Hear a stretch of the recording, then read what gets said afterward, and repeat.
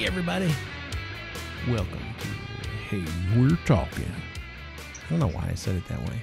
I just decided to. I like to just kind of let it flow where it goes, you know? A little bit, yeah. Whatever you're feeling at the time. I like let it flow.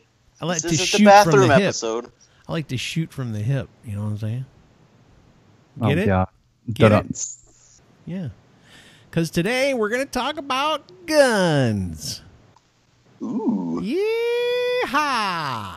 Uh-oh. The Second Amendment to the Constitution protects the rights of people to keep and bear arms and was adopted December 15th, 1791. And why? We could really, we could go deep on this. Look out, you just hit the politics button and Scott is alive. Ooh, I can feel the politics coursing through my veins.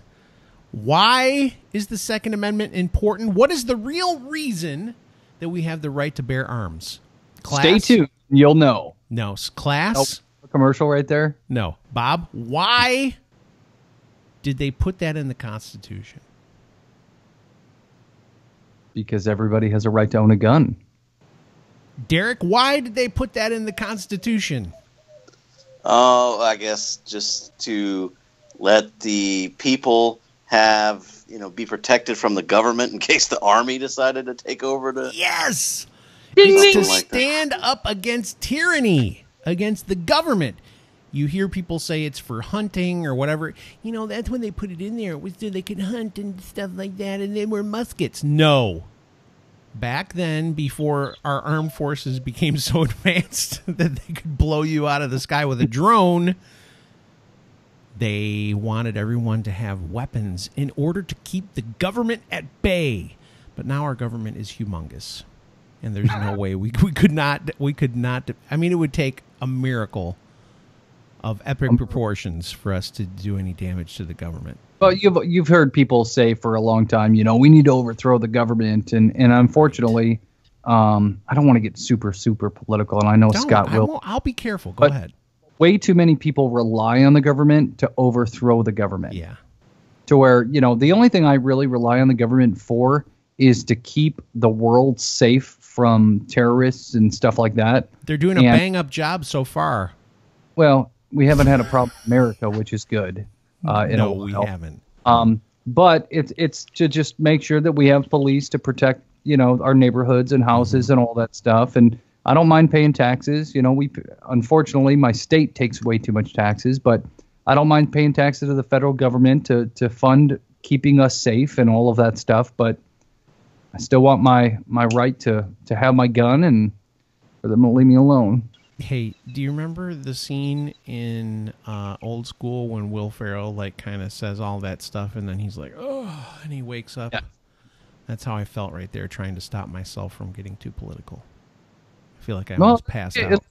At least you held back a little bit. I think you just unleashed a lot on Facebook today, so you're probably okay.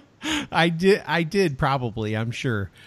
That's the best part about it is I know for sure nobody reads any of the shit I put on there. Isn't that the sad thing? I don't read it. I roll my eyes and go, oh, gosh. Dude. Oh, there's that again. Here we go. Gosh. I can't. I'll be quiet. If you get depressed, it's because of all this political stuff that you post. I don't get depressed. Okay, listen. Anyway. But I want to tell you this because this is a funny story. Listen. Have you ever heard of that website or whatever it is? It's on Facebook. It's like I effing love science. It's one of my favorite ones that I don't like. I didn't actually give it a thumbs up. Here's the reason that I thought it was funny. Last week there was what they called a sinkhole outside of Trump's resort in Mar-a-Lago, and it was. The way they put it out was that a sinkhole happened on his property. And so everybody was like, ha, ha, ha, the devil's coming to get him. God did this to suck him into the earth because he's such a piece of shit and all this kind of stuff. Come to find out, the sinkhole, quote unquote, is 4 feet by 4 feet out on a main road where they just had a water main break. And I'm like, yeah. Way to go, I effing love science, you politics buttholes. Talk about science and shut your yapper. So here we go. Buttholes. That's what happens when we give just Scott a little bit of. You did. You'd fed it. You fed it. I tried. If he gets dashed with water or we feed him after midnight, he just starts. So is this episode supposed to be about gun? Like, it is. What are we talking about? Like gun collecting, gun shooting, gun, marksmanship, or? Well, first off, do you believe that people should have a right to bear arms? Yeah. Hell yes. Yeah, I agree with that. And I guess the question is, do you think there are enough laws on the books today, or do we just need to keep creating more laws? Oh man, that's a slippery slope to go down. But I think there's probably plenty of regulation in that area. There's a lot of regulation. Why don't they just freaking enforce the rules that are there and stop trying to come up with reasons why guns are a problem? You live in a place where guns are completely out of control, and guess what? They're not legal firearms. Well, and that's the thing, and that's the tough part with me is, I understand having laws in place for gun owners, for gun sellers, and all this stuff, and there are, especially in the state of Illinois, there are tons of laws. I don't live in Chicago, I live in the suburbs, but in Chicago, it's basically the murder capital of the United States. It's getting worse and worse every year. Unfortunately, there's a lot of innocent children that are being killed by gun violence and gangs and all this stuff. But all those guns that they seize are typically from other countries, are illegal guns. And regardless of whatever laws you put in place, it wouldn't have stopped all the guns that these gang members are using. And that's the sad part. I am a gun owner and very, very happy to own my guns. And I don't want to be attacked because of the fact that, that I own guns. Derek, so a person, when they think of Texas, a lot of people, and I don't think this is a correct stereotype, but a lot of people just think of like Yosemite Sam walking down the street and shooting off guns whenever he wants to. But Texas does have, unless I'm completely off base, there's open carry in some parts of Texas or all of Texas. Am I correct? I guess so. I'm really not up to speed. Despite being a gun owning and a former military member. I was a cop in the military, and I had a gun on me at all times, pretty much on duty. I don't have one on me as a civilian, but a lot of people do, and I believe it is legal to open carry most places. I mean, I don't think we're allowed to go. You're not allowed to go into a hospital, and if a private business has a sign, like a proper sign, you can't carry it into there that forbids it. But yeah, you can carry a weapon around here, but you don't see a whole bunch of that. I think most people just kind of keep it concealed, keep it in their vehicle, because it is for protection. The only type of gun violence you really hear about in Texas is, when it's like gang related. It's not too much. There are other crimes, but there's never just shootouts on the street between, Farmer Joe and Correct. Rancher Bill. Yeah. You stole my pig. None of that. The only thing that I actually ever think of for Texas was on that Army base, which they had I believe, unless I'm completely crazy, Fort Hood, you were not allowed to carry on the base, and a guy did carry onto the base that was an Islamic radicalist or radical Islamic person. Well, yeah, on military installations, you're really not supposed to carry weapons, and that's kind of the thing I wanted to mention. I am not against the regulation of guns. What I am is against top-down regulations. Like when the federal government up top tries to insist on rules for everybody. Everyone talks about like the Wild West and everything, but actually, in truth, in the Wild West in the old days, in the 1800s, in Arizona and California, there was gun control in those towns. You were not allowed to carry guns into the towns. You know, the shootout at the OK Corral was precipitated by the fact that, you know, some of these guys were carrying weapons inside the town and they were not allowed to. Yeah. And so that escalated tensions between, you know, Wyatt Earp and whatever. But, you know, if the city of Chicago wanted to outlaw the carry of weapons in the city, I'd be fine with that because that's the local government. Mm-hmm. But if the federal government says you can't, you know, nobody can carry, you know, you can't do that, that's where I have a problem. But you know, I like it. I don't mind it when cities or states try to implement their own laws and their own regulations because that creates competition between the cities and the states. You know, that's how they make themselves better. You know, if Chicago doesn't want to have guns, go ahead, Bob. Well, the city of Chicago actually has laws that say you're not allowed to own a handgun. Good grief. So there's been several cases, and there's other communities in northern Illinois, kind of these richer, uppity communities, Winnetka, Kenilworth, these towns that have the highest per capita in the United States as far as you know, finances. They say you cannot own a handgun at all. And there was a few cases where somebody broke into somebody's home and the guy pulled out his handgun, shot that person. And then, of course, the person either died or went to jail. And then the homeowner got in trouble because he had a handgun and he wasn't allowed to have the handgun even in his home. So that's where I get a problem with it is, you know, you have laws in place to make sure everyone gets background checks and this and that. But then that's my only problem is you've got individual towns that say, oh no, we don't allow handguns here. And, in this town. The thing that's crazy is, and I know there is data that backs this up.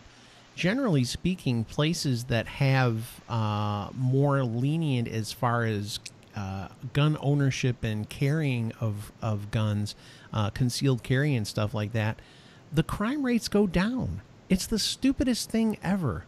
You have people that fight against this, but the truth is, and I hate to put it in these terms because people will be like, this is so stupid, but this is true. Bad guys love going to places where there is no chance of a weapon being around. That's why you have these school shootings, because you're not allowed to have weapons on school premises. There's no gun zones and gun-free zones and all this kind of stuff. This is why bad people who have evil intentions go to places like that. So to me, the places where they say, hey, I mean, just think about this. If you're a bad guy, you have bad intentions, and you're going somewhere where there's a possibility there's going to be a bunch of people who are concealed carry. I got to think that there's a part of you that goes, do I want to die today? Do I want to die today? Should I do this? And I hate that we have to think that way, but let's be real, man. I mean, wouldn't that make you think twice about doing something stupid if the chances were that there were 5 people in the room that were just going to open fire on you as soon as you pulled it out? Mm-hmm.